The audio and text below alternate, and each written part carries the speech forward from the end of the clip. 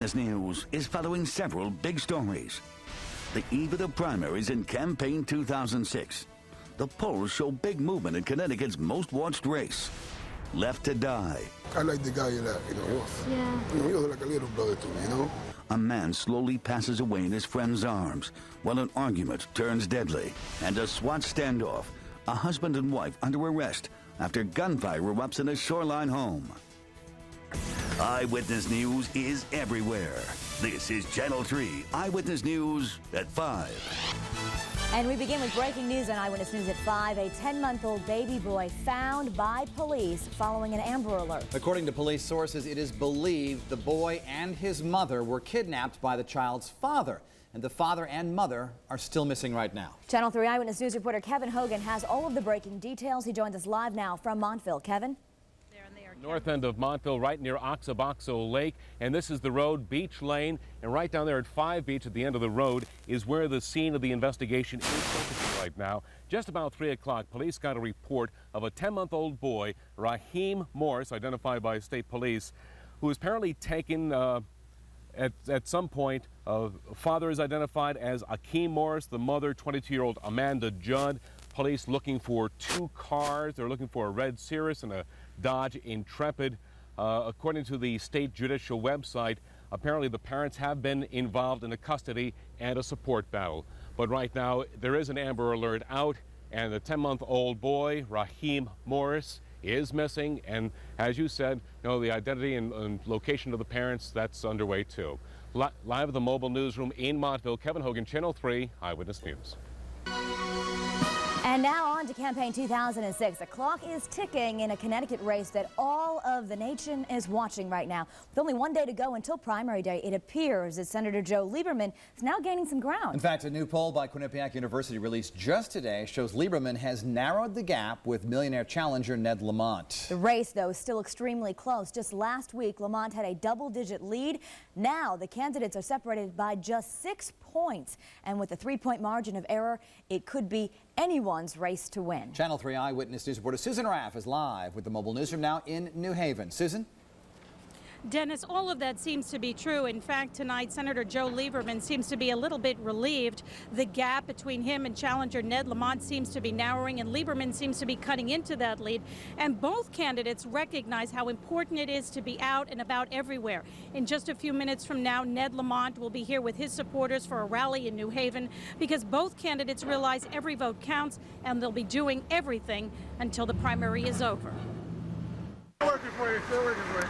Senator Joe Lieberman is feeling a little more comfortable now that he's doing better in the polls. Challenger Ned Lamont is still ahead, but only slightly. I'm thrilled. I mean, this is a gift from the people of Connecticut, because I think people are turning around and saying, hey, we were thinking of sending Joe a message, but I think he's gotten a message. Lieberman has been on a bus tour for more than a week. This morning, he was at Mass Mutual in Enfield. Here, people, however, want to know what he's doing about the rising cost of gas. I don't want to know what they're going to do in the future. What are we going to do now? They didn't do it before. Well, they didn't do it before. Do it now. Fix it now. I thought the United States should have taken the lead in that peace process. Over this past weekend, Ned Lamont and Joe Lieberman made several appearances in Orange, New Haven, and Manchester. Lamont continues to pound away at Lieberman's support for the war in Iraq. Lieberman, however, defends his position, saying pulling out now would only be wrong. At his campaign headquarters today in Meriden, Ned Lamont tells Eyewitness News what he thinks about the latest poll. I've never spent much time looking at the polls, as you know. I started this race as an asterisk. I got in this race because I think George Bush has taken the country in the wrong direction. We need a senator who's going to challenge him. Now that the gap has narrowed in this race, it really shows you how close and competitive it is, and that the race is far from being settled. Coming up later on Eyewitness News at 6, more from the campaign trail and voter turnout, which is expected to be higher than normal. We're live with the mobile newsroom in New Haven. Susan Raff, Channel 3 Eyewitness News. As Susan just said, with such a closely followed race, voter turnout is expected to be unusually high tomorrow. If recent voter registration is any indication, nearly 12,000 people have signed up as registered Democrats, and that's just from May until August. Remember, unaffiliated voters cannot cast ballots in this primary race. And you can stay with Eyewitness News and WFSB.com for continuing coverage throughout tomorrow's primary day. And for the full text of today's Quinnipiac poll, Just log on to our website and click on Campaign 2006. In other news this Monday night, double deaths in a single weekend. Hartford police are investigating 2 murders that happened over the weekend. In the most recent case, the victim was left to die in his friend's arms. And today, we spoke with several eyewitnesses who say they saw it all unfold. Channel 3 Eyewitness News reporter Diana Rocco is live with the mobile newsroom at Hartford Police Headquarters now with more. Diana? Well, Dennis, tonight Hartford police are still not releasing the identity of these 2 men killed over the weekend, but they are now looking into whether or not these 2 shootings are related. Just before 9 yesterday morning, Pucho heard gunshots. He ran outside his Park Street home to find his friend lying on the ground, shot in the chest. When I came down, he was there. There was a few people around, Nobody liked to talk about it. I talk about it because I like the guy that, he was. Yeah. He was like a little brother to me, The 28-year-old man was known to friends and neighbors here as Eggy. He had been shot on Park Street and was able to make his way around the corner to Zion, where he collapsed on the sidewalk. Pucho held him as he died. You can be living nice and healthy now. Next thing you know, you're gone. Police spent the day talking to witnesses and looking for leads. This was the 2nd homicide in just 2 days in Hartford. Early Saturday morning, a 21-year-old man was found shot to death in a car on Standish Avenue on Hartford's south end, following some type of dispute in the street. Today, family has left flowers by the fence where Eggy died. It's tough. It's tough, seeing, a loved one gone, So you can imagine how they feel. Eyewitnesses did see a red SUV fleeing that scene yesterday morning. Police are now looking for that vehicle. We're live in Hartford tonight with the mobile newsroom. Diana Rocco, Channel 3 Eyewitness News. And there are new details tonight on the shooting death of a New Britain teenager. Police believe the 14-year-old who was killed on Saturday was not the intended target. The teen, Jose Pagan, was hit by a single bullet while lying in his bed. Police say the shots came from outside his home. Police have not commented on eyewitness accounts that a car was seen speeding away from that scene. And we also have new details on the search for a teenager who drowned in the Connecticut River. Rescuers found the body of the 13-year-old girl in the waters off Middletown this morning. The girl had been missing since yesterday evening when she disappeared while swimming with her family. Police say her grandfather and a passing boater both tried to save the girl, but the current was just too strong. Police have not released the teen's name yet. A SWAT standoff. A quiet community had quite a shock early this morning when state police were called in because of the sound of gunfire in the shoreline town of Old Lyme. A neighbor reported trouble at this home on Hartford Avenue early this morning. So SWAT team shut down the street around 2:30 and eventually arrested the couple who lived there. They are identified as Jason Archer and Donna Lee Nowen Jacob.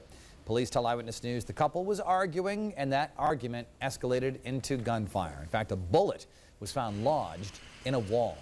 We have new information tonight on a fiery scene that unfolded along busy I-84 today. This tractor trailer rolled and erupted into flames along a highway in East Hartford. This happened on the eastbound stretch near exit 60 just a little bit after midnight. The highway was shut down as flames spread through the entire truck. Lanes did finally reopen during the morning commute. One person was rushed to the hospital with minor injuries. Pipeline problems. One of the largest oil fields in the United States has been shut down, and this pipeline could stay that way for months, just as the price of a gallon of gas reaches record highs. Channel 3 Eyewitness News reporter Alexis Christoforus has our story. More pain is coming to the pump now that oil giant BP has shut down the nation's largest oil field, Alaska's Prudhoe Bay, knocking 400,000 barrels of crude oil a day off the market. It was really a shocker because this is the oil that we count on and take for granted. This is the geopolitically safe oil. It's our oil, U.S. oil. The Alaska pipeline was taken offline early Sunday because of severe pipeline corrosion, and word is it could be offline for months. The oil company is sitting on record amounts of cash.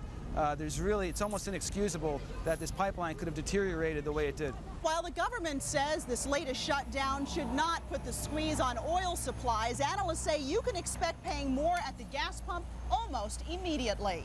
Initially, $0.05 a gallon, but look for 10, 20, 25 cents, 30 cents potentially higher at the pump on the back of this outage, depending on how long it lasts. The Bush administration says it will tap into the strategic petroleum reserves if needed, but analysts say that will do little to stem the increase at the pump. Already jittery oil traders sent crude prices soaring, and more violence in the Middle East, the possibility of Iran using oil as a weapon in its nuclear standoff, or another devastating hurricane in the Gulf could send oil prices to levels never seen before. It's just a cascade of supply problems that keep pushing oil prices higher and higher and higher in the face of demand that's unrelenting. Alexis, Christoforus, Channel 3, Eyewitness News. Now for some gas-saving tips and a gas cost calculator, you can just log on to our website, WFSB.com.